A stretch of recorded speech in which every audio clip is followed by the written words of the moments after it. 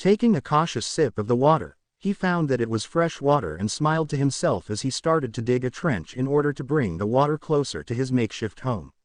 As soon as he returned back to his home, he found that the place was coming into its own and he couldn't be prouder of himself. Even the vestiges were happy about his progress with his new home, and they gave him ideas about what he could do to increase the security of the place. Night was coming in fast as Izuku finished making the roof of the house. As he smiled at the building, it looked beautiful with a giant water wheel that collected water and distributed it in order to create electricity. He pulled the dead animal into his home as he looked at the pure brick fireplace that Izuku made out of the mud that he superheated to create the craft. As he placed the animal in a separate room in order to slice up some more in order to rapidly cook it and place it in a secure place for him to eat it later. Once he was in the process of making his dinner, he heard a knock at his door and was surprised to hear some grunting outside of it. He had made medical supplies with all the forestry anyway and thought that it was someone who needed help. What he did not expect was to see Kaba standing there with a dumbfounded look on his face as he stared at Izuku with a slight fear as well as recognition. "Midoriya, what are you doing here on planet Sadala?" Kaba asked, morbidly confused. "Making this forest my new home, if you must know. But yeah, moved here just earlier today from Universe 7, Whis gave me a ride here and managed to get me started," Izuku said, as Kaba nodded. "Now I know why I sensed your unique power as well as its slight shift. Can you inform me as to why you were living in the forest instead of the city?